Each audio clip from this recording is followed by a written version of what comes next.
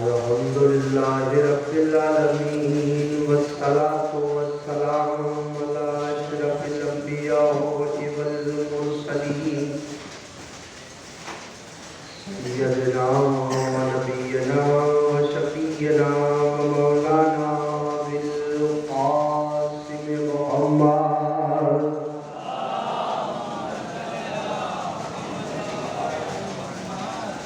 والصلاة والسلام على أهل بيته الطيبين الطاهرين المعصومين المظلومين المنتجبين المنتخبين. أما بعد فقد قال الله تعالى وتبارك بقرآنه المحكم وخطابه المتقن وقوله أحسن. بسم الله الرحمن الرحيم. وأنذر عشيرتك الأقربين واخفض جناحك لمن اتبعك من المؤمنين.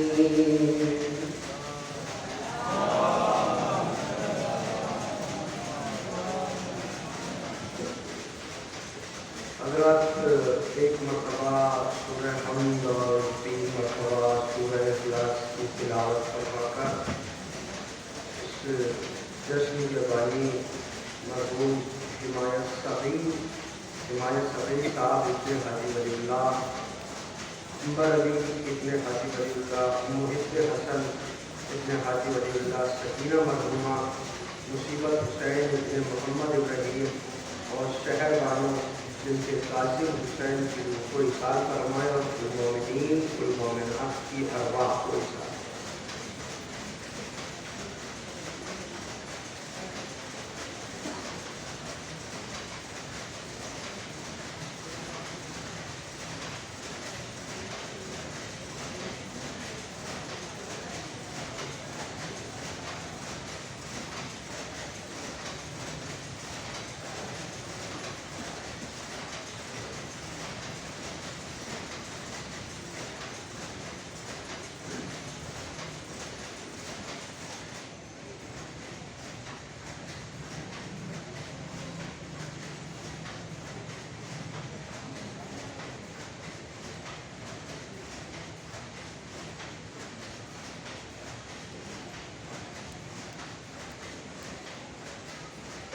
بابا سے بلند روز پڑی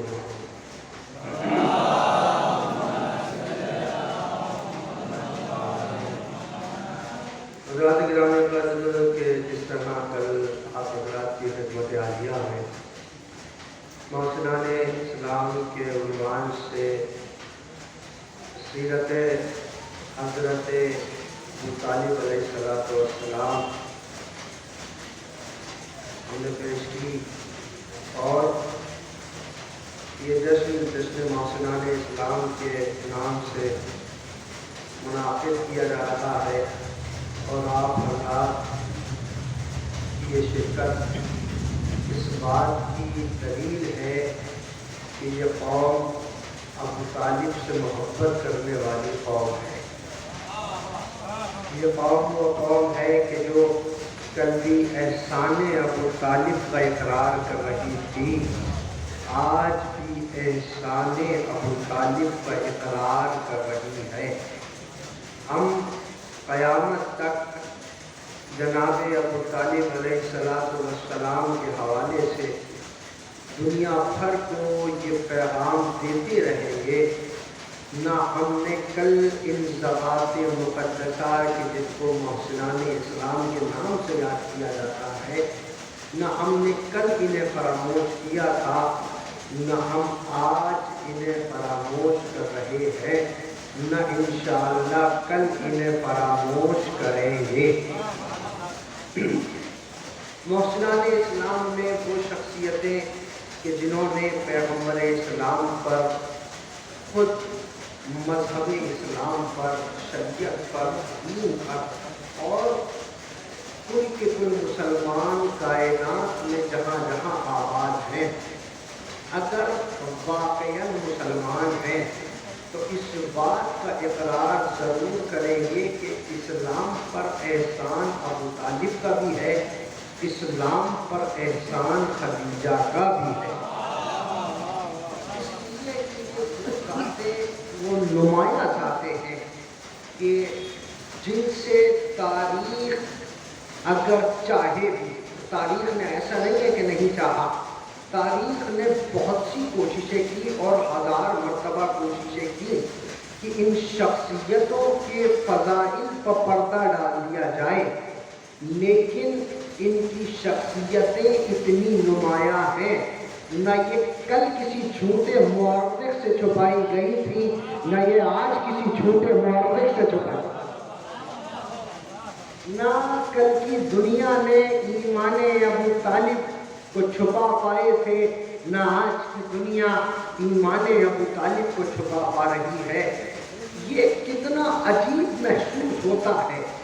ہر مسلمان اگر اس بات پہ غور کرے کہ ہر انسان خود تو یہ کہہ دیتا ہے کہ ہم مومن ہیں، لیکن اسے شرم نہیں آتی، جو امیر المومنین کا باپ ہے اسے کہتے ہیں کہ یہ مسلمان بھی نہیں ہے، یہ سمجھتے ہیں کہ یہ مسلمان بھی نہیں ہے۔ اب میں نے کل بھی عرض کیا تھا اور کل ایک قرآن مجید کی آیت آپ حضرات کے اذہان عالیہ تک پہنچانے کی کوشش کی تھی، اور آج ایک آیت جو بالکل الگ نہج کی آیت ہے وہ میں آیت آج آپ کو سنا رہا ہوں۔ ارشاد ہوتا ہے یا ایھا الذین آمنوا باللہ و برسولہ، اے مومنو ایمان لاؤ اللہ پر اور اس کے رسول پر۔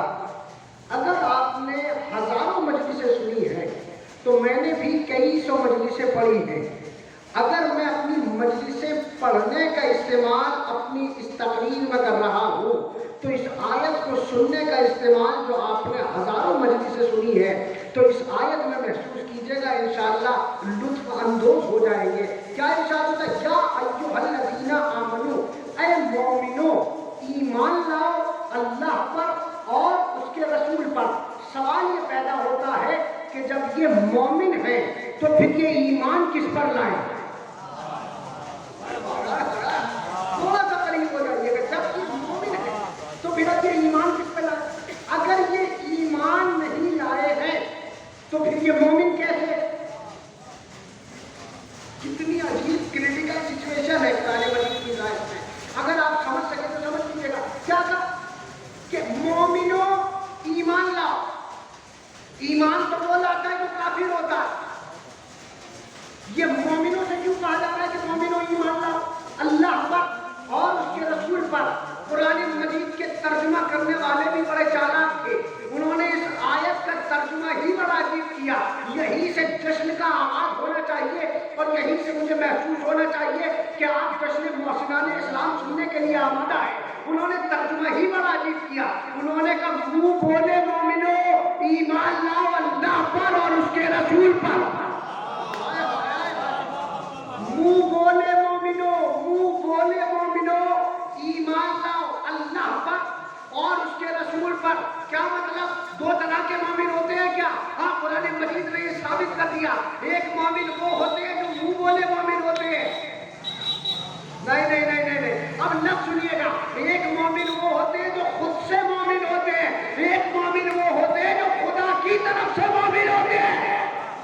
اللہ اکبر، اللہ اکبر۔ جاگیے گا، تھوڑا سا جاگیے گا اور اپنی اپنی جگہوں پر اپنی شجاعتوں کا اعلان کیجیے گا، کیونکہ آپ ذکر جناب ابو طالب سن رہے ہیں، اس لیے آپ کو اپنی ہر جگہ سے، ہر فرد کو، بیٹھنے والے سے اپنی آواز کو اٹھائیے گا، اپنے ہاتھوں کو اٹھائیے گا اور یہ اعلان کیجیے گا کہ ہم ابو طالب شجاع کا ذکر سن رہے ہیں، کسی بزدل کا ذکر نہیں سن رہے ہیں۔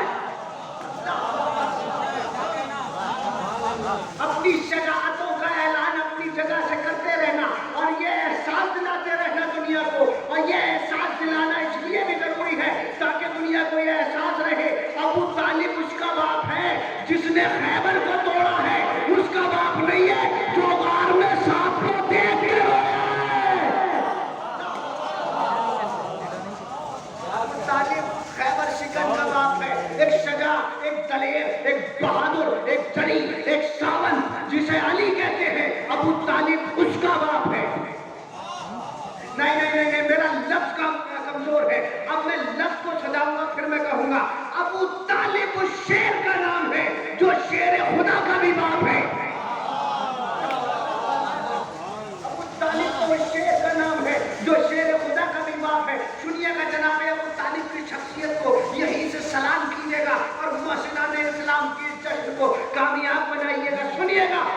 اور توجہ سے سنیے گا کیا کہا اللہ نے، اے منہ بولے مومنو ایمان لاؤ اللہ پر اور اس کے رسول پر۔ تو دو طرح کے مومن ہیں، ایک وہ ہے جو منہ بولے مومن ہے، ایک وہ ہے جو اللہ والے مومن ہیں۔ کیا بکواس ہے یہ!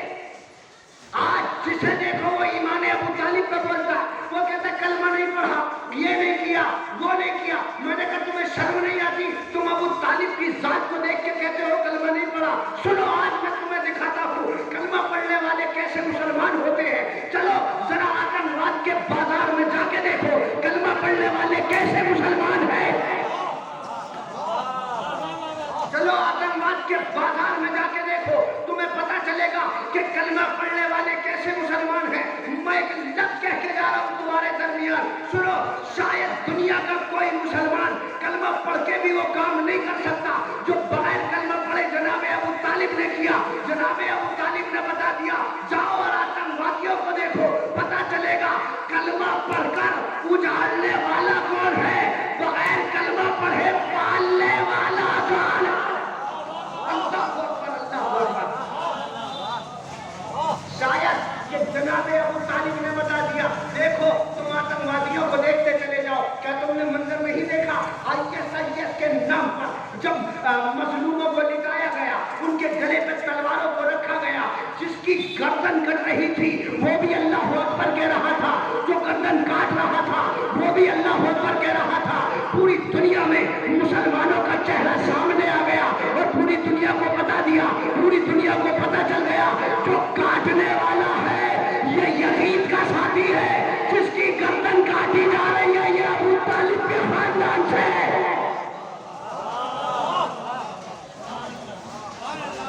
کاٹنے والے یزید والے ہیں، اپنی گردن کو کٹانے والے حسین والے ہیں۔ حسین کون؟ حسین نام ہے اس ذات کا جو ابو طالب سے جس کا سلسلہ ملتا ہے۔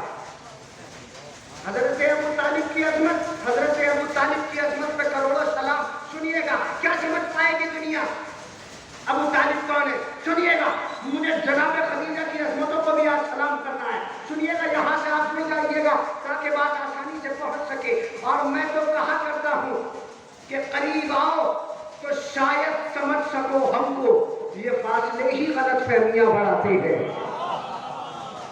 آپ قریب آؤ تاکہ پہچانا جائے اسلام کیا ہے، محسن اسلام کون ہے، پتا چلنا چاہیے دنیا کو۔ سنیے گا کیا کہا کہ کلمہ نہیں پڑھا۔ ابو طالب نے اگر پلٹ کے تم سے پوچھ لیا کہ تم نے کلمہ پڑھا ہے کیا کیا، ابو طالب نے اگر تم سے سوال کر لیا کہ آج تم مسلمان بنے بیٹھے ہو کس کی وجہ سے، پلٹ کے جواب آیا کلمے کی وجہ سے۔ روزے دار ہو کس کی وجہ سے، کلمے کی وجہ سے۔ مالدار ہو کس کی وجہ سے۔ اگر میں لفظ کہہ رہا ہوں، میں کہہ رہا ہوں مجھے جناب خدیجہ کی عظمتوں کو سلام کرنا، میں اشارہ دے کے گزر جاؤں گا۔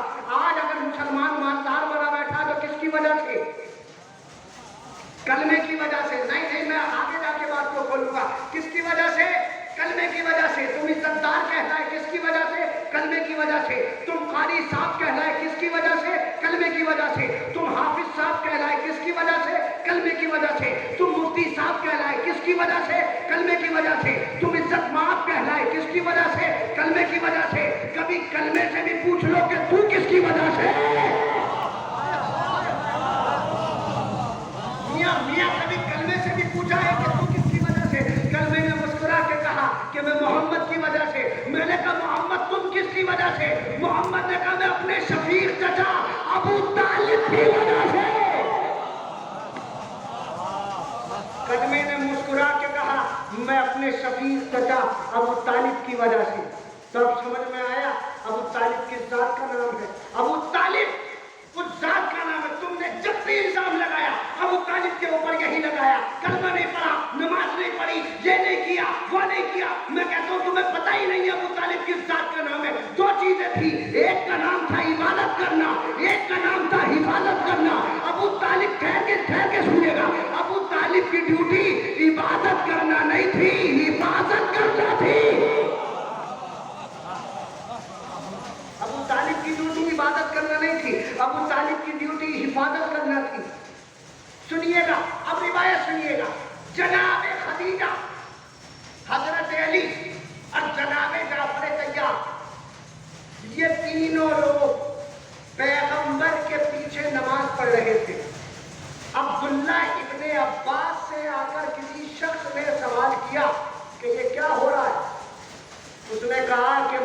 कोई नया दीन लाए हैं, ये उसकी नमाज हो रही है। उसने जाके जनाब अबू तालिब से कहा, अबू तालिब तुम कदम कदम पर मोहम्मद के साथ हो, तुम नमाज में क्यों शरीक नहीं हो? अबू तालिब ने कहा तुझे पता ही नहीं है, इबादत करना एक काम है, हिफाजत करना दूसरा काम है। इबादत करना एक काम है, हिफाजत करना दूसरा काम है। मेरा काम इबादत करना नहीं है, क्योंकि आज कायनात में करोड़ों ऐसे मुसलमान हैं जो इबादत करते हैं, लेकिन आज कोई एक भी ऐसा मुसलमान नहीं है जो हिफाजत करता हो। मैं क्या कह रहा हूँ, जानिएगा खुदा के लिए उस गूंज को मुझे सुनाई देना चाहिए जो मुबारकपुर के नाम से मंसूब है। सुनिएगा और जाग के सुनिएगा। अबू तालिब उस जात का नाम है कि जिसकी ड्यूटी इबादत करना नहीं थी, हिफाजत करना थी। अब अबू तालिब ने कदम कदम पर मोहम्मद की जान को बचा के बता दिया, तुमसे नमाज छूट सकती है, तुम सच्चे आबिद नहीं बन सकते, लेकिन मैं कल भी मुहाफिज था, मैं आज भी मुहाफिज हूँ। अबू तालिब कदम कदम पे पैगंबर इस्लाम की हिफाजत करते रहे। सुनिएगा, अब यहाँ से रिवायत सुनिएगा और जागिएगा और अपने जगे हुए अजहान का सबूत दीजिएगा। जनाब अब्दुल मुत्तलिब, कल भी मैंने इस जात का जिक्र किया था, कभी फरामोश न कर देना। जब भी मोहसिनाने इस्लाम के नाम से, जब भी मोहसिनाने इस्लाम के नाम से आप कोई भी मकासदा करें, उसमें जनाब अब्दुल मुत्तलिब को फरामोश न करें।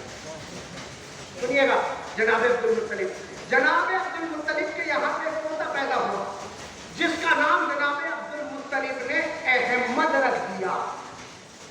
अहमद नाम का रखना था कि मक्के में भौचाला गया। 4000 ईसाई जनाब अब्दुल मुत्तलिब के दरवाजे पे आ गए। अब्दुल मुत्तलिब, हमने सुना है कि तुमने अपने पोते का नाम अहमद रखा, तुमने अहमद नाम रखा क्यों? अब्दुल मुत्तलिब ने कहा तुमसे कोई मतलब? और मैं लफ्ज़ कहने जा रहा हूँ, बेदार हो जाइएगा। जनाब अब्दुल मुत्तलिब ने कहा तुमसे कोई मतलब? मेरा पोता था, मैंने रख दिया, तुमसे तो इसका कोई रिश्ता ही नहीं है। इसका मतलब यह है कि एक वक्त वो था जब रिश्तेदारों में से भी कोई नहीं था सिवाय कुछ के। एक वक्त वो था कि जब रिश्तेदारों में से भी कोई नहीं था।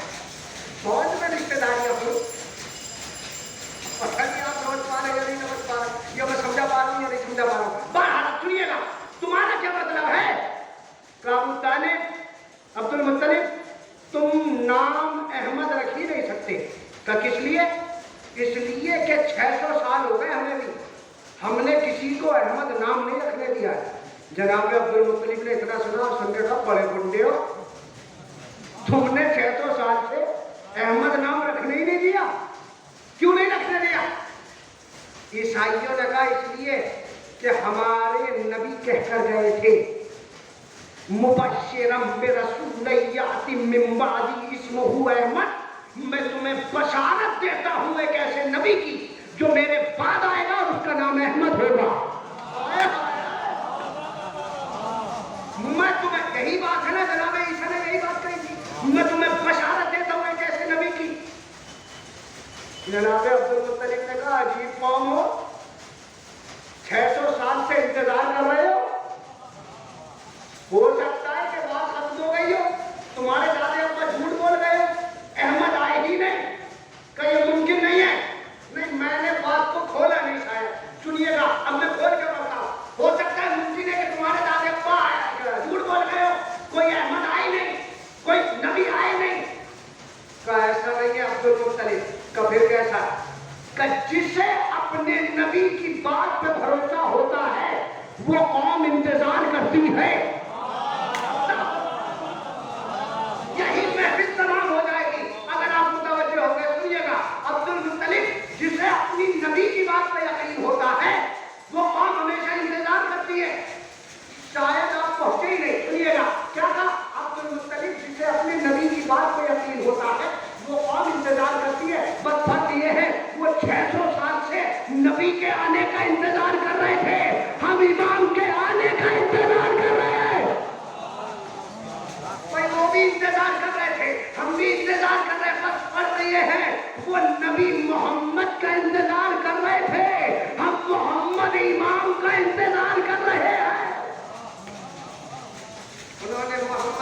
کا انتظار کیا، ہم نے امام محمد مہدی کا انتظار کر رہے ہیں۔ انہیں بھی اپنی نبی کی بات پہ یقین تھا، ہمیں بھی اپنے نبی کی بات پہ یقین ہے، وہ ضرور آئے گا۔ اب دنیا کیسی ہے، وہ تو نظر ہی نہیں آتے، ان کے وجود کا کیسے اقرار کیا جائے، انہیں کیسے مان لیا جائے، یہ کیسے ممکن ہے؟ نظر نہ آنے والی چیز، یہ تو پوری ایک میں سمجھتا ہوں کہ الگ بحث ہے۔ لیکن یہاں سے ایک اشارہ کرتے ہوئے گزروں گا، بہت سے میرے بزرگ علماء نے اور بہت سے بزرگ خطبہ اور کیا کہتے ہیں عالموں نے اس بات کا جواب دیا ہے کہ خدا بھی نظر نہیں آتا، لیکن میں ادھر نہیں جاؤں گا، میں سامنے کی بات کرنے کا عادی ہوں، میں سامنے سے بات کو سمجھاؤں گا۔ کیا کہہ رہے ہیں؟ وہ تو نظر ہی نہیں آتا، ان کے وجود کا اقرار کس طرح سے کر لیا جائے؟ میں کہتا ہوں سنو، ایک نہ نظر آنے والا ایک چھوٹا سا وائرس، دیکھتا ہوں تب تک خاموش رہتے، نہ نظر آنے والا ایک چھوٹا سا وائرس، سب نے اقرار کیا، اس کے وجود کا اقرار کیا کہ وہ ہے۔ میری سمجھ میں نہیں آتا تمہیں کیسے یقین آیا ہے کہ وہ نظر نہیں آتا، غائب ہے،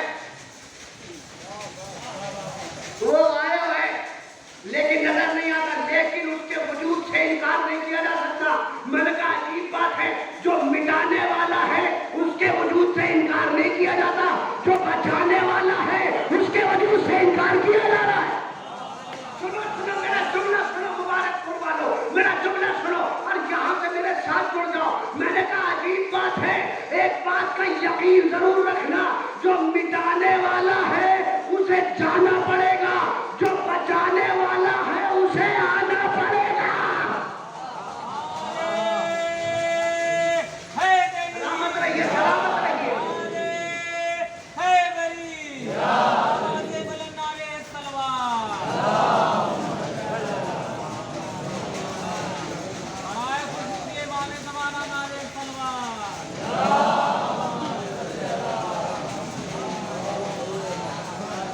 سنیے گا، توجہ سے سنیے گا، اور میں ایک بات کا احساس برقرار دوں، یہ مجلس نہیں ہے، یہ جشن منایا جا رہا ہے۔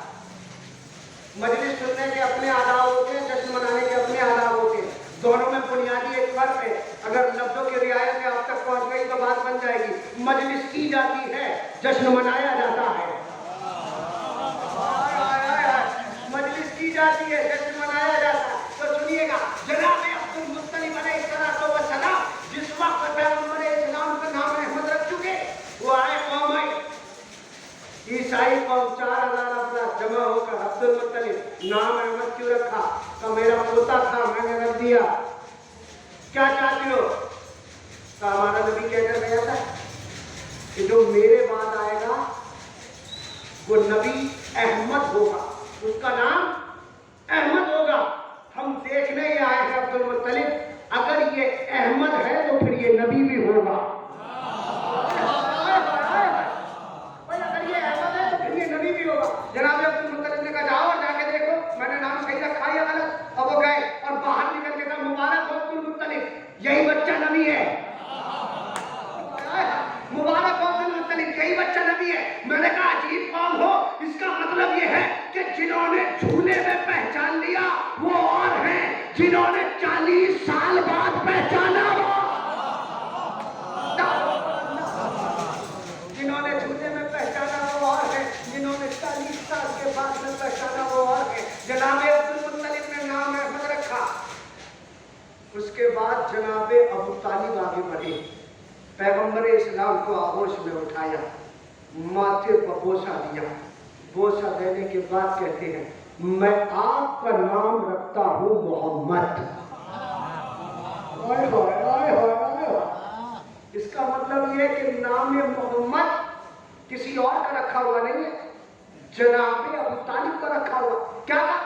میں آپ کا نام رکھتا ہوں محمد، آغوش میں اٹھایا، ماتھے پر بوسہ دیا، کیا کہا؟ میں آپ کا نام رکھتا ہوں محمد۔ میں نے کہا ابو طالب محمد نام نہ رکھیے گا، کل کو مسلمان ہمیں تانا دیں گے کہ کیا کہ یہ نام تو قرآن میں آیا ہے۔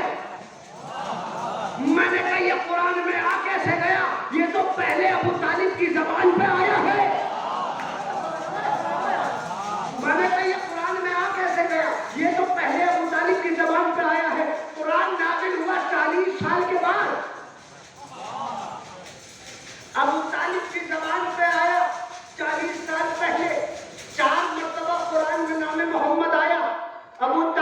اتنی لانگ ٹریول ایجنسی لوہے محفوظ سے جو چیز 40 سال بعد آنی ہے وہ آپ نے پہلے ہی نام رکھ دیا،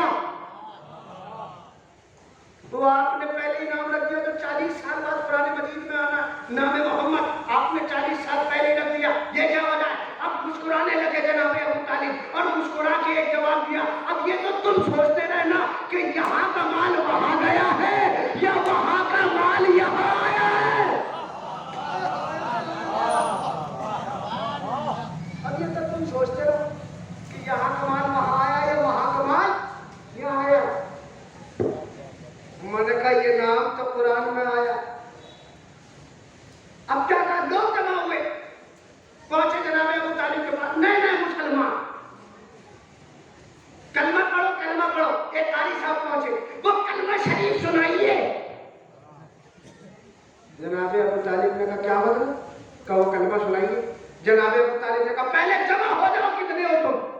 سب کو ایک جگہ جمع کیا، کہا بتاؤ کیا ڈیمانڈ ہے تمہاری؟ کہا وہ کلمہ پڑھیے، کلمہ طیب سنائیے۔ جناب ابو طالب نے کہا پہلے یہ بتاؤ کہ تمہارا کلمہ کیا ہے؟ اب انہوں نے کہا لا الہ الا اللہ محمد رسول اللہ۔ اب پتہ نہیں تم سمجھ بھی پاؤ گے یا نہیں سمجھ پاؤ گے، میں تو پڑھ کے گزر جاؤں گا، ذمہ داری تمہاری ہے سمجھنے کی۔ سنیے گا جناب جناب ابو طالب نے مسکرا کے کہا کہ میرا رکھا ہوا نام مجھے دے دو، اب کلمہ پڑھ کے دکھا دو۔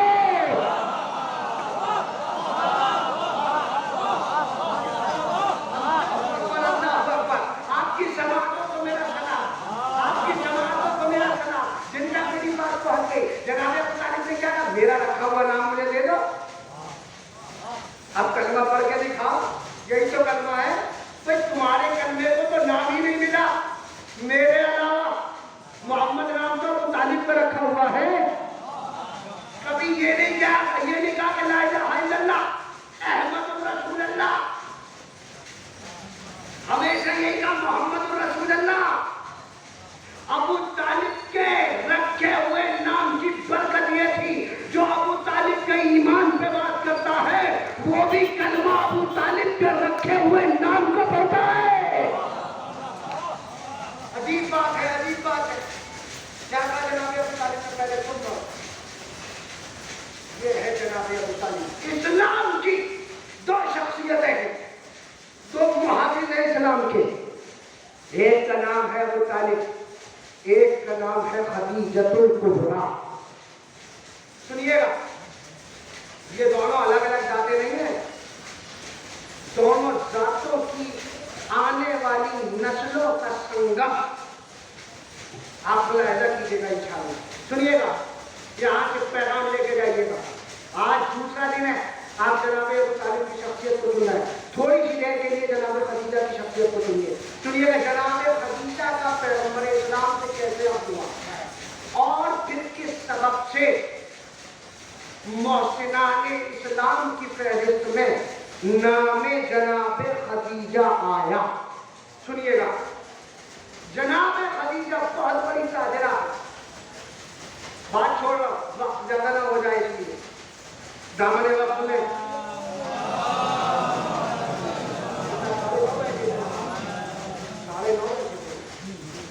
سنیے گا، جناب خدیجہ اتنی بڑی تاجرہ، اتنی بڑی ملکۃ العرب خاتون کا نام ہے کہ جس کا مال 80 ہزار اونٹوں پر لد کر ایک ایک قافلے میں جایا کرتا تھا۔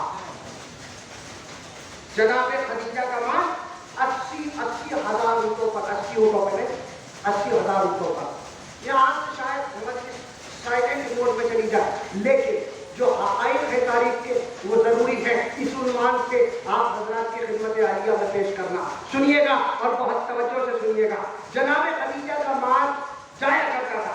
جناب خدیجہ کی جب مال تجارت جایا کرتا تھا تو پہلا اونٹ یمن میں داخل ہو رہا ہوتا تھا، آخری اونٹ مکے سے باہر نکل رہا ہوتا تھا۔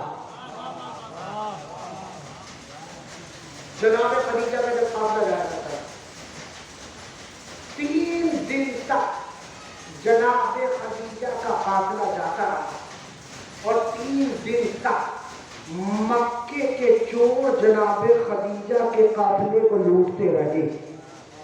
سنیے گا تاریخ سنیے گا. جناب خدیجہ جناب ابو طالب کے پاس، جناب ابو طالب کا ایک ڈیرا لگتا تھا مکے سے باہر. اب میں بزرگوں کو تو نہیں لیکن اپنے بھائیوں کو، اپنے چھوٹے بھائیوں کو سمجھانا. ڈیرا کیا ہوتا؟ ڈیرا ایک وہ ہوتا ہے کہ جسے ٹینٹ کہا جاتا ہے سمجھو، لیکن ایک ڈیرا عرب میں اسے کہا جاتا تھا جو بڑے بڑے رئیس کا لگتا تھا، بڑے بڑے مالداروں کا لگتا تھا، بڑے بڑے زمینداروں کا لگتا تھا. جناب ابو طالب کا وہ ڈیرا لگا تھا مکے کے باہر. اس میں مسافر، غریب، بھوکے، لاچار، یتیم، مسکین لوگ آیا کرتے تھے اور وہاں پہ کھانا کھایا کرتے تھے، پانی پیا کرتے تھے. اب پتہ نہیں آپ نے تاریخ سن لی لیکن آپ نے توجہ نہیں دی میری بات پر. کیا کہا؟ جناب ابو طالب کے ڈیرے پہ آیا کرتے تھے، کھانا کھایا کرتے تھے، پانی پیا کرتے تھے، شکم سیر ہو کے چلے جایا کرتے تھے. تاریخ کو دھوکا ہوا ہے کہ ابو طالب کو غریب لکھا تھا، غریب نہیں تھا ابو طالب. تاریخ نے جب بھی لکھا یہ لکھا ابو طالب اپنے سارے بھائیوں میں غریب تھے، سب سے زیادہ غریب تھے، باقی اور بھائی مالدار تھے. میں نے کہا تاریخ کو دھوکا ہوا ہے. جس وقت میں مکے کے ہزاروں گھروں میں چولہا نہیں جلتا تھا اس وقت بھی ابو طالب کے ڈیرے کا لنگر چلتا تھا. اس وقت بھی ابو طالب کے ڈیرے کا لنگر چلتا تھا. بھوکے مسکین یتیم آیا کرتے تھے، کھانا کھا کر جایا کرتے تھے. سنیے گا جناب خدیجہ ڈیرے پہ پہنچی، حیا کی چادر میں لپٹی ہوئی، اپنی آغوش میں عصمت کو پالنے والی بیوی. ابو طالب کے دروازے پہ پہنچی. ابو طالب نے اپنے غلام سے کہا جا کر دیکھو کہ کوئی خاتون آئی ہے. اس نے کہا ابو طالب آپ کو بلایا ہے. جناب ابو طالب کو سے کہا کون ہو تم؟ جناب خدیجہ نے کہا کہ میں خدیجہ الکبریٰ ہوں، ملکۃ العرب، خویلد کی بیٹی ہوں. کہ پھر میرے دروازے پہ کیوں آئی ہو؟ کہ سنیے آپ ہیں عرب کے سرداروں کے سردار. آپ ہیں عرب کے سرداروں کے سردار. کا کیا چاہتی ہو؟ کہ ابو طالب 3 دن سے میرا مال تجارت جا رہا ہے، یہ مکے کے چور، یہ مکے کے چور 3 دن سے میرا مال چوری کر رہے ہیں. کا کیا چاہتی ہو؟ کہ ابو طالب میں چاہتی یہ ہو کہ میرا مال بھی واپس آ جائے اور جو چوری کر رہے ہیں وہ چور بھی سامنے آ جائے. ابو طالب نے کہا ٹھیک ہے جا. جناب خدیجہ کے ساتھ ان کا ایک غلام تھا جس کا نام تھا میسرہ. جناب خدیجہ کے ساتھ جب جناب خدیجہ جناب ابو طالب کے ڈیرے سے چلنے لگے اور چند قدم ہی چلی تھی تو میسرہ جناب خدیجہ کے پاس آیا اور آ کے کہتا بیوی آپ ان کے پاس شکایت لے کر آئی تھی، انہوں نے آپ سے کہہ دیا جا اب چوری نہیں ہوگی اور آپ کا مال بھی واپس مل جائے. بیوی ان سے پوچھ تو لیجیے کہ چوری کیسے رکوائیں گے؟ گھوڑے والوں کو بھیجیں گے، لشکر والوں کو بھیجیں گے، تلواروں والوں کو بھیجیں گے، نیزے والوں کو بھیجیں گے، خنجر والوں کو بھیجیں گے، چوری کیسے رکوائیں گے؟ جناب خدیجہ مسکرائی اور مسکرانے کے بعد اب سنیے گا زبان کا جملہ. یہ جتنے شعراء بیٹھے ہیں سب جانتے ہیں اور ایک جملہ کہتے ہیں شعر سناتے ہیں. زبان کا شعر سنیے گا. سنیے میں زبان کا آپ کو زبان کا جملہ سنانے جا رہا ہوں. یہ شعراء نے اکثر آپ کو زبان کا شعر سنایا ہے. اب لطف لیجیے گا زبان کے جملے کی.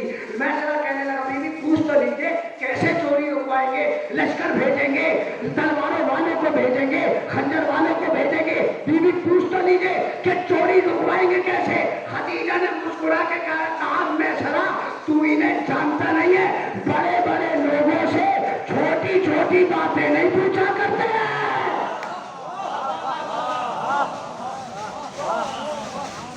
بڑے بڑے لوگوں سے چھوٹی چھوٹی باتیں نہیں پوچھتے ہیں. چلو میں سر نے کبھی بھی بتایا انہوں نے نہیں ہے، ڈانٹ آپ مجھے نہیں ہے، پوچھ تو لیجیے کیسے رکوائیں گے. جناب خدیجہ نے میسرہ کی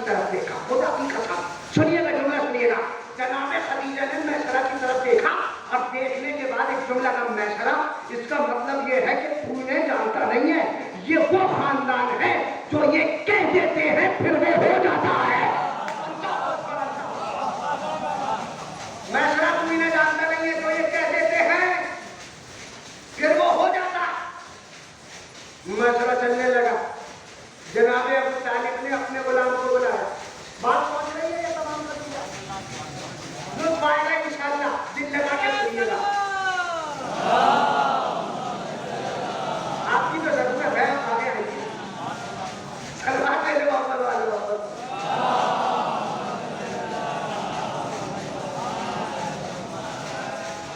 जनाब अबू तालिब ने अपने गुलाम को बुलाया, कराओ कदी सरकार का अरब के सारे चौधरियों को जमा करो। सारे चौधरी, सारे चोर मक्के के जितने सबको जमा करो।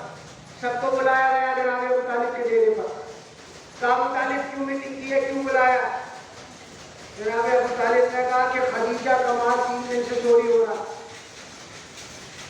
तुम हो, अब सुना सुनिएगा खुदा की कसम जनाब अबू तालिब का। जनाब अबू तालिब ने कहा तुम हो बड़े घरानों के शरीफ मर्द।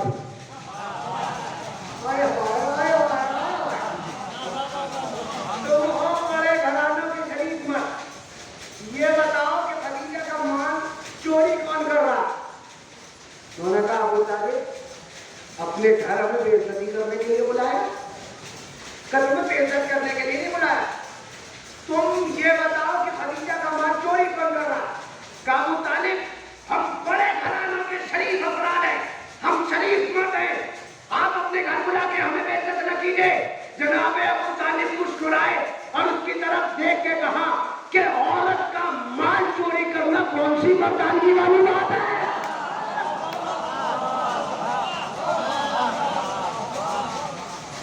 औरत का माल चोरी करते हुए शर्म नहीं आती? ये कौन सी मर्दानगी वाली बात है? अबू तालिब हम चोरी ना कर रहे हैं। तो जनाब अबू तालिब ने कहा अच्छा एक बात बताओ, चोरी तुम करते नहीं, काम भी तुम कुछ करते नहीं, खर्चे तुम्हारे सारे चल रहे हैं, ये बताओगे ये खर्चे कैसे चल रहे हैं? अबू तालिब तुम हम पे शक कर रहे हो? अच्छा ये बताओ तुम क्या करते हो? काम कुछ नहीं करते, तो कुछ करना चाहोगे? क्या ड्यूटी है जनाब अबू तालिब? चोर भी पकड़ने और चोरी का माल भी पकड़ना, यही तो ड्यूटी है ना? बुलाया सबको, अच्छा एक बात बताओ कुछ करना चाहोगे? जी सरकार। तो क्या करना चाहते हो? तो अगर तुम कहो तो मैं तिजारत शुरू करा दूं। अबू तालिब तिजारत काहे से करेंगे, हमारे पास तो कुछ है ही नहीं। अच्छा सुनिएगा माल कैसे चलवाना? क्या कहा? हमारे पास तो कुछ नहीं है। अच्छा कुछ तो होगा घर में, एक मुट्ठी गेहूं, एक मुट्ठी चावल, एक घोड़ा, एक आटा, एक बकरी, कुछ तो होगा। जो भी कुछ है वो ले आओ। अच्छा वो हम ले तो आए, लेकिन ये बताओ तिजारत किसके साथ करनी है? जनाब अबू तालिब ने कहा अगर तुम कहो तो खदीजा के साथ करा दूं। आप पहुंच नहीं गए हैं, यहाँ पहुंचा नहीं पा रहा। सुनिएगा क्या कहा, अगर तुम कहो तो मैं खदीजा के साथ करा दूं। इस गर्मी के माहौल में सुनिएगा, अगर आप किसी फेरी चलाने वाले से ये कहते हैं कि मैं तुम्हारी पार्टनरी मुकेश अंबानी के साथ करा दूं, तो उसे बस नहीं आ जाएगा। किसी गर्मी के माहौल में और अपने लोगों को बचाने वाला जनाब अबू तालिब से मैं कहता हूं, कहा अबू तालिब कहाँ हम, कहाँ खदीजा? खदीजा अरब की सबसे बड़ी ताजिरा, हमारे पास तो कुछ नहीं है। कहा अच्छा ये बताओ कुछ तो होगा। कहा अगर हम ले भी आए तो हमें मिलेगा क्या? कहा सुनो, अगर एक मुट्ठी गेहूं दोगे तो 2 मुट्ठी ले जाना, एक घोड़ा दोगे तो 2 घोड़े ले जाना, एक ऊंट लाओगे तो 2 ऊंट ले जाना, 3 ऊंट लाओगे तो 3 ले जाना, 5 घोड़े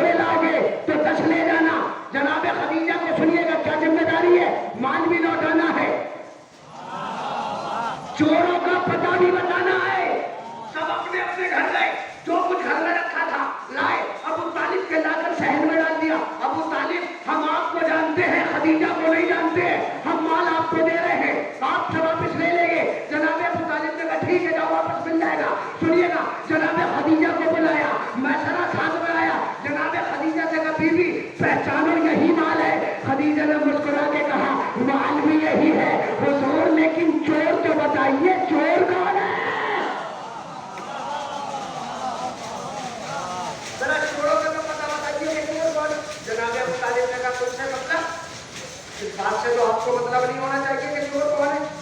بھئی آپ کو مال چاہیے تھا, آپ کا مل گیا. کہ ابو طالب آگے سے بھی چوری ہوگی؟ کب بالکل 100% آگے سے مال چوری نہیں ہوگا.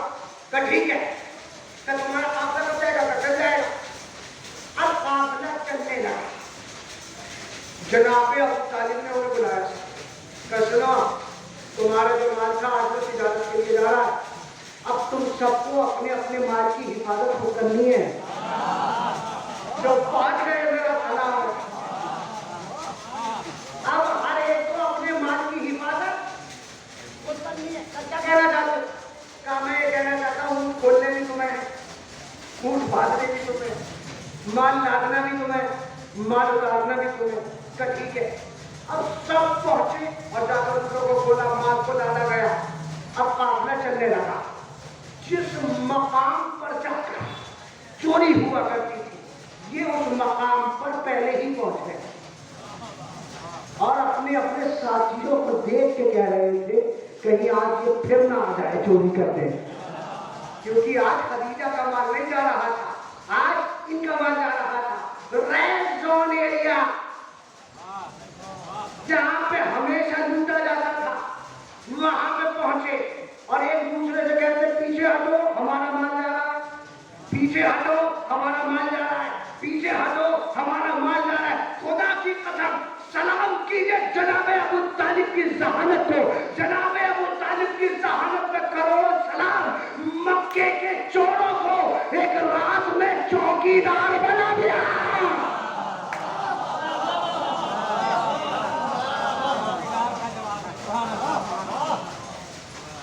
مکے کے جتنے چور تھے سب کو ایک رات میں چوکیدار بنا دیا.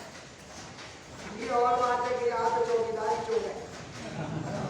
مکے کے سارے چوروں کو ایک رات میں چوکیدار بنا دیا. کہ ہمارا مال جا رہا ہے. اب جو قافلہ واپس آیا, جناب خدیجہ جس دروازے پر شکایت لے کر آئی تھی اسی دروازے پر آئی. کہ کیوں آئی ہو؟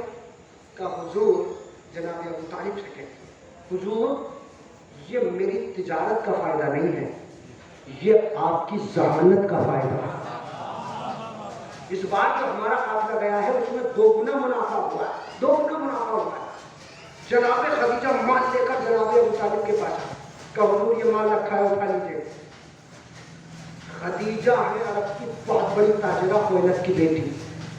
ابو طالب ہے ہاشمی خاندان کے چشم و چراغ, غیرت مند بیٹا جناب ہاشم کا. خدیجہ نے کہا کہ مال اٹھا لو.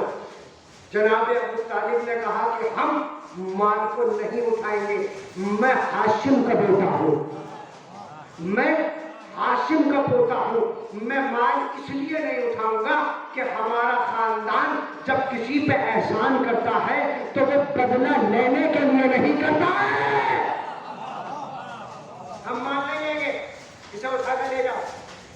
جناب خدیجہ نے کہا کہ اب جناب ابو طالب نے کہا اچھا خدیجہ اگر تم کچھ کرنا ہی چاہتی ہو, اب سنیے گا, توجہ سے سنیے گا, جہاں تک میری آواز جا رہی ہے وہ جتنے افراد سب توجہ سے سنیے گا. یہ تاریخ اسلام ہے, یہ کتابوں میں لکھی ہوئی بات ہے, کوئی من گھڑت نہیں ہے. سنیے گا. جناب ابو طالب نے کہا ٹھیک ہے جاؤ, اسے اٹھا کر لے جاؤ. اگر تم کچھ کرنا ہی چاہتی ہو تو خدیجہ میرا ایک بھتیجا ہے جس کا نام محمد ہے, تمہارا جب اگلا قافلہ تجارت جائے گا تو میرا بھتیجا اس کے ساتھ جائے گا. کہ ٹھیک ہے حضور بھیج دیجیے گا. تب جائے گا, تب کر ہی جا رہا. جناب ابو طالب پیغمبر اسلام کو لے کر جناب خدیجہ کے شہر میں پہنچے. خدیجہ نے اپنی چلمن کے پیچھے سے دیکھا کہ آج میرے آنگن میں 2 سورج نمودار ہوئے ہیں. ایک سورج کا نام محمد ہے, ایک سورج کا نام ابو طالب ہے. اب جو محمد کے چہرے پہ نگاہ پڑی تو جس کی تصویر بچپن سے خوابوں میں سجا رکھی تھی وہ محمد خدیجہ کے صحن میں کھڑا تھا. میرے لفظوں پہ آپ اگر نہیں بولیں گے, سنیے گا, جس محمد کی تصویر کو آنکھوں میں سجا رکھا تھا وہ محمد سامنے صحن میں کھڑا تھا. کہا حضور یہ کون ہے؟ جناب ابو طالب نے کہا یہی تو میرا بھتیجا محمد ہے. خدیجہ کے لبوں پہ مسکراہٹ دوڑ گئی. اپنے غلام کو بلایا. کہا میسرہ لڑا. کہا جی کیا ہو میں شہزادی؟ کہا میسرہ اب جو یہ مالک تجارت جا رہا ہے یہ قافلہ جا رہا ہے، نہ تمہیں یہ دیکھنا ہے کہ کتنا منافع ہوا، نہ تمہیں یہ دیکھنا ہے کہ کتنا نقصان ہوا، نہ تمہیں یہ دیکھنا ہے کہ کہاں پہ جا رہا ہے، نہ تمہیں یہ دیکھنا ہے کہ کہاں سے آ رہا ہے، نہ تمہیں اونٹوں کو کھولنے کی ذمہ داری دے رہی ہوں، نہ اونٹوں کو باندھنے کی ذمہ داری دے رہی ہوں. کبھی بھی کیا مطلب کیا میں قافلے میں نہ جاؤں؟ کہ نہیں میں سدا تم قافلے میں جانا، لیکن اس بار تمہاری ڈیوٹی قافلے میں تجارت کی نہیں ہے. تو پھر کیا ہے کہ تمہیں صرف یہ دیکھنا ہے کہ محمد چلتا کیسے ہے، محمد اٹھتا کیسے ہے، محمد بیٹھتا کیسے ہے، محمد کھاتا کیسے ہے، محمد پیتا کیسے ہے. اے میسرہ تجھے محمد کا سایہ بن کے ساتھ جانا ہے، محمد کا سایہ بن کے ساتھ جانا ہے. بس میسرہ نے ذات محمد کا طواف کیا اور طواف کرنے کے بعد جناب خدیجہ کو دیکھا. دیکھنے کے بعد کہ بی بی آپ کے شعور پہ ترس آ رہا ہے. کیا کہنا چاہتا ہے؟ کہ میں کہنا یہ چاہتا ہوں کہ بی بی جس کا سایہ بنا کے بھیج رہی ہو اس کا سایہ تو خود اللہ نے نہیں بنایا ہے.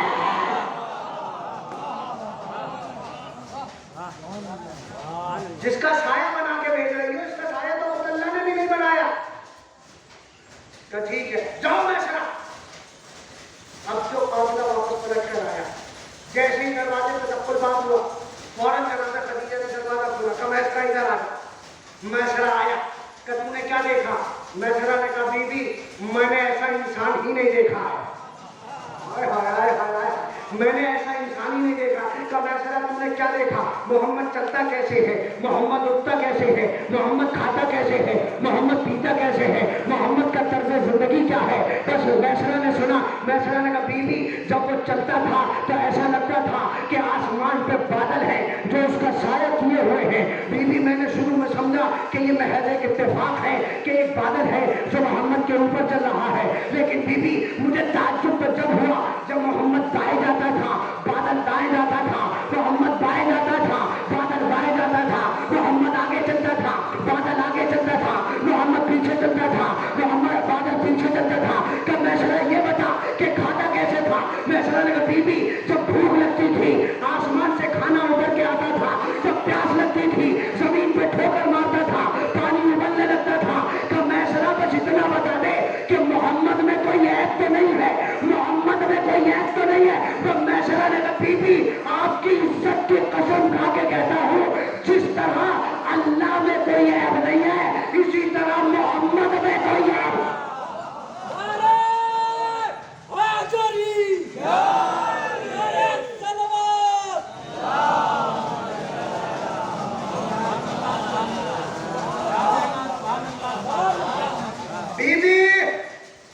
جس طرح اللہ میں کوئی عیب نہیں ہے ایسا محمد میں کوئی عیب نہیں ہے.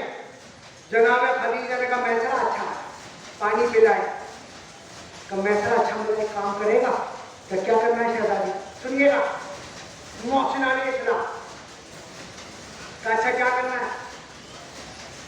کہ میسرہ یمن میں جتنا مال تجارت میں فائدہ ہوا ہے سارا تیرا، شام کی تجارت میں جتنا فائدہ ہوا ہے سارا تیرا، 70 سنہری بالوں والی اونٹنیاں بھی تیری. میسرہ نے جناب خدیجہ کی طرف دیکھا کہ شہزادی کرنا کیا ہے؟ کہ میسرہ میرا رشتہ ابو طالب کے پاس لے جا. میسرہ میرا رشتہ ابو طالب کے پاس لے جا. بس میسرہ نے دیکھا اور دیکھنے کے بعد کہ شہزادی کیا کیا دیا آپ نے؟ کہ مال جتنا شام کی تجارت میں فائدہ ہوا ہے سارا مال تیرا، یمن کی تجارت میں جتنا فائدہ ہوا ہے سارا مال تیرا، سنہری بالوں والی اونٹنیاں بھی تیری. مسکرا کے میسرہ نے کہا بی بی کام بڑا ہے دام چھوٹا ہے. نہیں مجھے تعجب ہے آپ کی خاموشی کو میرا سلام ہے. مجھے بڑا افسوس ہوتا ہے کہ وہ زبانیں جو ذکر اہل بیت میں خاموش رہتی ہیں، اگر وہ چائے کی دکان پہ بولنے لگے تو بڑی تکلیف ہوتی ہے. سنیے گا، بولو اس لیے کہ تمہارے حبیب نے فرمایا، بولو تاکہ پہچانے جاؤ. اس لیے ہر فرد کو اپنے اپنے مقام سے بولنا ضروری ہے، تاکہ پتہ تو چلے کہ شہ کا ادادار بیٹھا ہے یا دین کا غدار بیٹھا ہے. پتہ تو چلنا چاہیے. بولیے اپنی اپنی جگہ پہ، مولا کے فضائل سے خوش ہو جایا کیجیے. سنیے گا، کیا ابھی بھی کام بڑا ہے کام چھوٹا ہے؟ تو میں ذرا اور مرحلہ ہو رہا ہے، میں ذرا کی آنکھوں میں آنسو آ، اور میسرہ نے اپنی آنکھوں میں آنسو بھر کے کہا، بی بی شام کی دولت بھی آپ رکھ لیجئے، یمن کی دولت بھی آپ رکھ لیجئے، سنہری بالوں والی مٹنیاں بھی آپ رکھ لیجئے. تو میسرہ پھر تجھے چاہیے کیا؟ میسرہ نے کہا، بی بی اگر آپ اس کے عوض مجھے کچھ دینا ہی چاہتی ہیں تو جب میدان محشر میں آپ کے نواسے جنت بانٹ رہے ہو تو اپنے غلام کو جنت دلا دینا.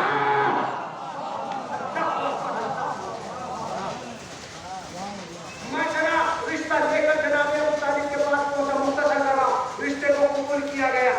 جناب ابو طالب کے گھر سے پیغمبر کی بارات چلی. خاموشی سے جملہ کہہ دیا، اس کا مطلب یہ نہیں ہے کہ میرے دھکوں میں دم نہیں تھا. سنیے گا، کبھی کبھی بے دم ذاکر شور مچا جاتے ہیں، کبھی کبھی دم لگانے کے بعد بھی کوئی مجمع میں حرارت پیدا نہیں کر پاتا. سنیے گا اور بہت توجہ سے سنیے گا. میں اپنے پاس سے نہیں کہہ رہا ہوں، ہمارے برادران اہل سنت کی کتاب، بڑی مقدس اور محترم کتاب ترمذی میں لکھا ہے کہ جس وقت پیغمبر اسلام کی ولادت کا وقت آیا تو جناب آمنہ جناب ابو طالب کے پاس آئی. آ کر کہا، حضور محمد کی ولادت کا وقت آ رہا ہے، کہاں ولادت ہوگی؟ جناب ابو طالب نے کہا، میرا گھر حاضر ہے. جناب ابو طالب کے گھر میں. اس کا مطلب یہ ہے کہ ترمذی سے یہ ثابت ہو جاتا ہے کہ پیغمبر کی ولادت جناب ابو طالب کے گھر میں ہوئی. پیغمبر کا نام محمد جناب ابو طالب نے رکھا. پیغمبر کو جناب ابو طالب نے پالا. پیغمبر کی برات بھی جناب ابو طالب کے گھر سے رہی. پیغمبر کا نکاح بھی جناب ابو طالب نے پڑھا. یہ ہماری کتابوں سے ثابت نہیں ہے، یہ اہل سنت کی کتابوں سے ثابت ہے، ہمارے بڑے بھائیوں کی کتابوں سے ثابت ہے. میں کہتا ہوں اس میں تو کوئی تضاد ہی نہیں ہے، اس میں تو کوئی فساد ہی نہیں ہے، یہ تو سامنے کی بات ہے. ترمذی میں یہ ثابت کر دیا کہ محمد پیدا ہوئے ابو طالب کے گھر میں. محمد کا نام محمد رکھا ابو طالب نے. محمد کو پروان چڑھایا ابو طالب نے. محمد کی برات گئی ابو طالب کے گھر سے. محمد کا نکاح پڑا ابو طالب نے. اللہ نے کہا، اے ابو طالب تم نے اپنی ذات کے مطابق میرے حبیب پر احسان کیا ہے. حل جزاء الاحسان الا الاحسان، میں بھی احسان کا بدلہ احسان دوں گا. سن محمد، میرا حبیب تیرے گھر میں پیدا ہوا ہے، تیرا بیٹا میرے گھر میں پیدا. میرا حبیب تیرے گھر میں پیدا ہوا ہے، تیرا بیٹا میرے گھر میں پیدا ہوگا. اے میرے ابو طالب، تو نے میرے حبیب کا نام محمد رکھا ہے، میں تیرے بیٹے کا نام علی رکھوں گا. سنتے آئیے، سنتے آئیے. اے ابو طالب، تو نے میرے حبیب کو پالا ہے، میرا حبیب تیرے بیٹے کو پالے گا. اے ابو طالب، تو نے میرے حبیب کا نکاح فرش پہ پڑا ہے، میں تیرے بیٹے کا نکاح عرش پہ پڑا ہے. تو نے میرے حبیب کا نکاح فرش پہ پڑا ہے، میں تیرے بیٹے کا نکاح عرش پہ پڑھوں گا. جناب ابو طالب کے گھر سے بارات چلی. جناب خدیجہ کی، جناب خدیجہ کے دروازے میں پہنچی پیغمبر اسلام کی بارات. جناب ابو طالب نے نکاح پڑھا. شاید کہ جشن کا بہترین اور عمدہ جملہ ہو جائے. سنیے گا جملہ، سنیے گا. کیا کہا جناب ابو طالب نے؟ کلمہ نہیں پڑھا تھا، کافر تھے. اس کا مطلب یہ ہے کہ تاریخ سے یہ ثابت ہو گیا، ترمذی سے یہ ثابت ہو گیا کہ پیغمبر کا نکاح کسی کافر نے پڑھایا ہے.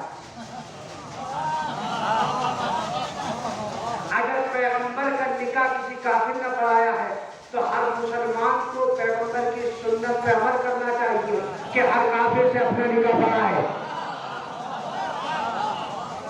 یہ سریش اور رمیش سے نکاح پڑھواؤ، یہ حافظ صاحب کو کیوں ڈھونڈتے پھرتے ہو؟ یہ قاری صاحب کو کیوں بلایا جاتا ہے؟ اس کا مطلب یہ ہے کہ ابو طالب نام ہے استاد کا کہ جو کلمے سے پہلے کا مسلمان ہے. اللہ جو کلمے سے پہلے کا مسلمان ہے. سنیے گا جناب ابو طالب پہنچے اور پہنچنے کے بعد خطبہ شروع کیا. الحمدللہ الذی جعلنا من ذریۃ ابراہیم. جناب ابو طالب نے 17 سال پہلے کہا الحمدللہ. قرآن آیا ہے 17 سال کے بعد. قرآن آیا ہے 17 سال کے بعد. سنیے گا یہاں سے بھی گزر جاتا. بارات پہنچی, نکاح ہوا. دو ہی چیزیں ہوتی ہیں. سنیے گا, نکاح اپنے مسلک والے سے پڑھایا جاتا ہے. اپنے مسلک والے سے پڑھوایا جاتا ہے. آپ کسی کو نظمہ یا بریلی نہیں جاتے بلانے کے لیے. جب برادران اہل سنت آج تک کسی شیعہ عالم سے نکاح نہیں پڑھواتے.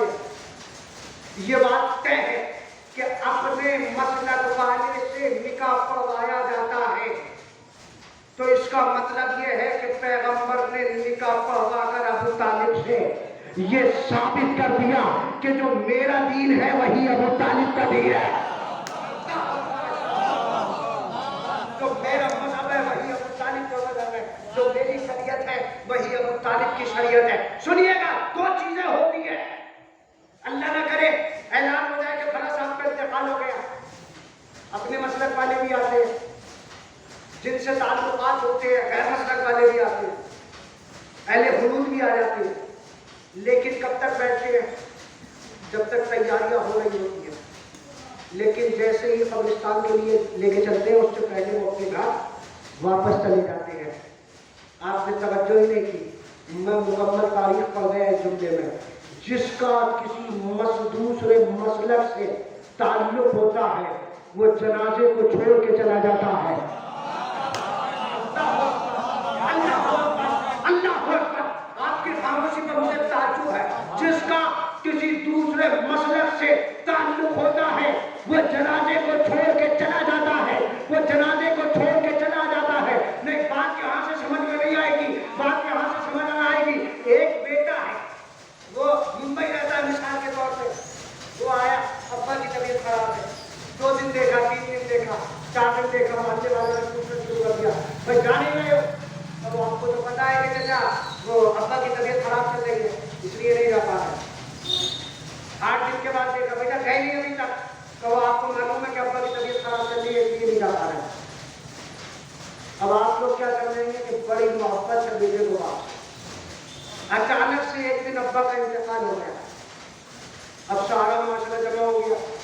دیکھا سب نظر آ رہے ہیں لیکن وہ بیٹا نظر نہیں آ رہا. تو وہ بیٹا کہاں گیا؟ بیٹا کہاں چلا گیا؟ ابا کو غسل دیا گیا, کفن دیا گیا, قبرستان لے کے گئے, دفنایا گیا, واپس آ گیا, پھر نہیں آیا. اگلے روز دکھائی دیا, بھائی تم کہاں چلے گئے تھے؟ تم تو ابا کے انتظار میں رکے ہوئے تھے لیکن تم تو ابا کے جنازے میں نظر نہیں آئے. تم کہاں چلے گئے تھے؟ پتہ یہ چلا ادھر ابا کی سانس رکی, ادھر یہ کچہری چلا گیا. ابا کے نام پر جتنا اکاؤنٹ تھا سارا اپنے نام کرا لیا. جتنی زمین تھی سارے اپنے نام کرا لی. جتنی جائیداد تھی ساری اپنے نام کرا لی. اس کا مطلب یہ ہے اب پتہ چلا کہ رسول کے جنازے کو چھوڑ کے کہاں چلے گئے تھے؟ رسالت کی محبت میں چھوڑ کے نہیں گئے تھے, حکومت کے لالچ میں چھوڑ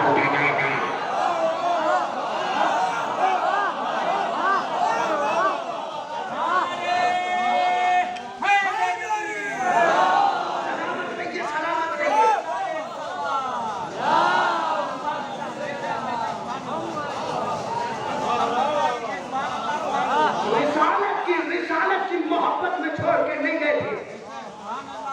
حکومت کی محبت میں چھوڑ کے گئے تھے. اس کا مطلب یہ دونوں باتوں سے یہ ثابت ہو جاتا ہے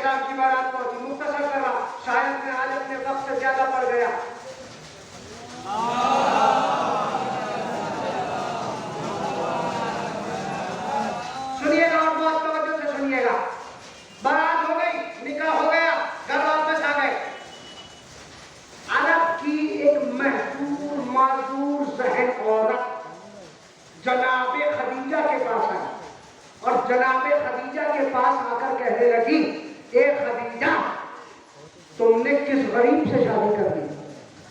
تم تو عرب کی اتنی بڑی ملکہ خویلد کی بیٹی ملکۃ العرب، عرب کی سب سے بڑی تاجرہ ہو، اور تم نے ایک غریب انسان سے شادی کر لی۔ دیکھیے ہمارے یہاں جو مثال دی جاتی ہے، جب کوئی اڑ رہا ہوتا ہے تو اس سے کہتا ہے کہ بڑے آسمان میں اڑ رہے ہیں، ٹھیک ہے، لیکن یہ عربی محاورہ ہے جس کا اردو ترجمہ ہے۔ عربی میں محاورہ ہے تاجہ الی السما، یعنی کہ تمہارے سر کا تاج آسمان سے مل رہا ہے۔ تو اس نے جناب خدیجہ کو تانا دیا کہ خدیجہ تو خویلد کی بیٹی ہے، تیرے باپ کے سر کا تاج تو آسمان سے ملتا تھا، تیرے باپ کے سر کا تاج تو آسمان سے ملتا تھا۔ اب آپ کی ذہنوں کو دیکھوں گا کہ کہاں تک بات پہنچا پایا ہوں، کہاں تک بات نہیں پہنچا پایا ہوں۔ کیا کہا اس عورت نے؟ آپ کے باپ کے سر کا تاج تو آسمان سے ملتا تھا، آپ کے باپ کے سر کا تاج تو آسمان سے ملتا تھا۔ خدیجہ نے جھڑک کے کہا پاگل ہے، بکواس مت کر، میرے باپ کے سر کا تاج آسمان سے ملتا تھا، میرے شوہر کی جوتیاں عرش سے ملیں گے۔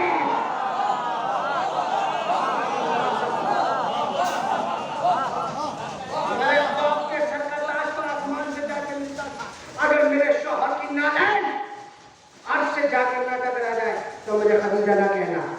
جناب خدیجہ پہنچی، حکم آیا رسول خود کے تبلیغ کرو۔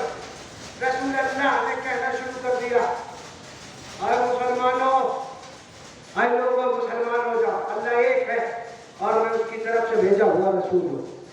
اے لوگوں ایمان لاؤ اللہ پر اور اس کے رسول پر، کوئی خدا نہیں ہے سوائے اس اللہ کے۔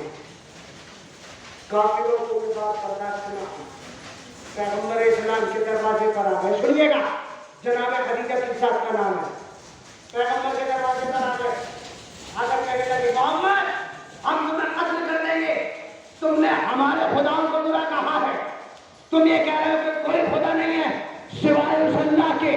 بس جیسے ہی اگر پیغمبر اسلام کے دروازے پر یہ آواز بلند ہوتی تھی، دروازے کے پیچھے سے ایک بی بی حیا کی چادر اوڑھے ہوئے آواز دیتی تھی، او ہلکا بول، آہستہ سے بات کر، عزت سے بات کر، کبھی بھی تو کون ہے؟ کہ تو یہ بتا کہ تجھ پر میرا قرضہ نہیں ہے، کیا تجھ پر میرا قرضہ نہیں ہے؟ تو اس نے دیکھا خدیجہ کہ سن، کیا تجھ پر میرا قرضہ نہیں ہے؟ کیا تیرے باپ پر میرا قرضہ نہیں ہے؟ کیا تیرے باپ کے اوپر میرا قرضہ نہیں ہے؟ کیا تیرے چچا کے اوپر میرا قرضہ نہیں ہے؟ بس جب خدیجہ کہتی تھی وہ شرم سے اپنے سر کو جھکا لیتا تھا۔ خدیجہ کہتی تھی اب تو خدیجہ کے دروازے پہ آیا ہے، شرم سے اپنے سر کو نہ جھکا، شرم سے اپنے سر کو نہ جھکا، کبھی بھی پھر کرنا کیا ہے؟ خدیجہ نے کہا بس ایک کام کر، میرے شوہر کا کلمہ پڑھتا جا، قرضہ معاف کراتا رہا۔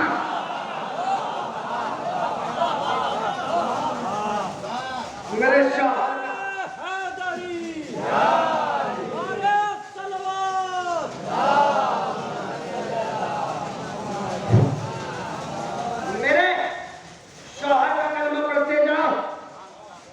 کلمہ پڑھتے چلے جاؤ گے، قرضہ معاف ہوتا چلا جائے گا۔ جناب خدیجہ اپنا مال لٹا کے نبی اسلام کے نام پر، ایک ابو طالب ہے جو طاقت لٹا رہا تھا، ایک خدیجہ ہے جو دولت لٹا رہی تھی۔ اللہ نے کہا ہے میرے حبیب احسان دونوں کے بہت ہیں، ابو طالب کا بھی احسان ہے، خدیجہ کا بھی احسان ہے۔ اے ابو طالب اب ہمیں نبوت کو یہی ختم کرنا ہے، امامت کا سلسلہ آگے بڑھانا ہے۔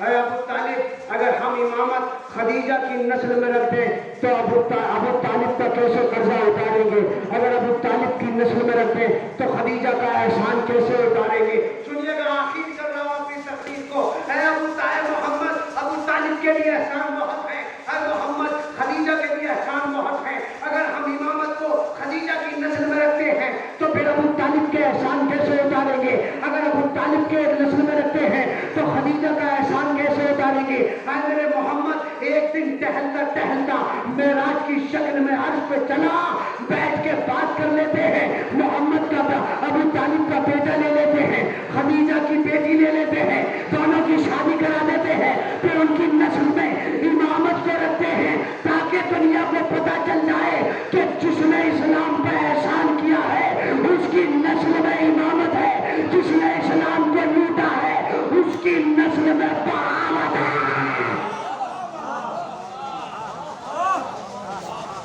جس نے اسلام پر احسان کیا ہے اس کی نسل میں ہم نے امامت کو رکھا. جو اسلام کا مال لوٹ رہے تھے ان کی نسلیں کل بھی بغاوت کر رہی تھی, آج بھی بغاوت کر رہی ہیں. سنیے گا, وہ احسانات جو اسلام کو جناب خدیجہ نے کیے اس کے نتیجے کو جناب فاطمہ کہتی ہے. اللہ اکبر اللہ, اس سے زیادہ خوبصورتی سے میں نہیں پڑھ سکتا, اس سے زیادہ خوبصورتی سے میں نہیں پڑھ سکتا. سنیے گا, احسان خدیجۃ الکبریٰ کا بدلہ پروردگار عالم نے فاطمہ کی شکل میں خدیجہ کو دیا, اور ابو طالب کے احسانوں کا بدلہ علی کی شکل میں ابو طالب کو دیا. اللہ اکبر اللہ. سنیے گا, انشاءاللہ کل کی مجلس میں, کل کی تقریر میں, کل کے جشن میں میرا دل ہے کہ دونوں ذاتوں کے نتائج, احسانات کے نتائج بی بی جناب سیدہ کے عنوان سے گفتگو کریں. یہ وہ احسانات ہیں جو جناب خدیجہ نے اور جناب ابو طالب نے اسلام پر کیا. سمجھ میں نہیں آتا کہ ابو طالب نے کس قدر احسانات کیے ہیں. یہ چند احسانات ہیں جو تاریخ میں رقم کر دیے. بہت سے ایسے احسانات ہیں کہ جنہیں تاریخ دیکھ ہی نہ پائے. بہت سے احسانات جناب خدیجہ سلام اللہ علیہا کے ایسے ہیں کہ جسے تاریخ رقم ہی نہیں کرتی. اس کا مطلب یہ ہے کہ ہمیں اپنی زندگی میں یہ جاگتی کرنا چاہیے اور اپنے دل و دماغ میں اسے بسا لینا چاہیے کہ اسلام سے اگر ان دونوں ذاتوں کو ہٹا دیا جائے تو اسلام کی بنیاد کھوکھلی ہو جائے گی. اسلام تو ستونوں پہ ٹکا ہوا ہے. ایک ستون کو ابو طالب کہتے ہیں, ایک ستون کو خدیجۃ الکبریٰ. آپ کا بہت بہت احسان مند ہوں, آپ کا شکر گزار ہوں کہ آپ نے اتنی حسین سماعتوں کے ساتھ میرے بیان کو آپ نے سماعت کیا. سنیے گا, میں یہاں پہ آنے والے اور اس جشن میں شریک ہونے والے ہر ایک انسان کا, اہل خانہ اور اس جشن کے بانیان کی طرف سے شکر گزار ہوں کہ وہ اس جشن میں مسلسل شرکت کر رہے ہیں اور یہ اعلان کر رہے ہیں کہ ہمارے دل میں جو شمع روشن ہے وہ محبت ابو طالب اور جناب خدیجۃ الکبریٰ کے نام سے ہے. یہ جشن منایا جا رہا ہے اسلام کا. خدا اسے برپا کرنے والوں کو آباد رکھے, اس میں شرکت کرنے والوں کو آباد رکھے. اے میرے پروردگار, جتنے بھی عازمین محفل ہیں ان کے عقدہ مشکل کو جناب ابو طالب اور جناب خدیجۃ الکبریٰ کے ذکر کے صدقے میں پورا فرما. اے میرے پروردگار, جو بھی بیمار ہیں انہیں شفائے کاملہ عطا فرما. یہ ذکر شفا ہے, یہ مریضوں کو شفا عطا کرتا ہے. اے میرے پروردگار, تجھے واسطہ ہے ان اٹھے ہوئے ہاتھوں کا, اس ذکر کا. اے میرے پروردگار, جو وبا پوری کائنات میں پھیل رہی ہے, اس پوری کائنات میں جہاں جہاں بھی تیری مومنین آباد ہیں, تیری بارگاہ میں سر کو جھکانے والے آباد ہیں, جہاں جہاں بھی مسلمین آباد ہیں, اے میرے پروردگار انہیں اس وبا سے, اس بلا سے محفوظ فرما. اے بار الہ, جن کے جو بھی مشکل ہیں ان کی مشکلوں کو حل فرما. اے بار الہ, مظالم مقدسہ کی حفاظت فرما. اے بار الہ, علماء حق کی حفاظت فرما. اے بار الہ, مراجع کرام کی حفاظت فرما. اے بار الہ, ہم تیرے پیارے کے عزادار ہیں, ہمیں کوئی غم نہ دینا سوائے ہمیں سید الشہداء کے.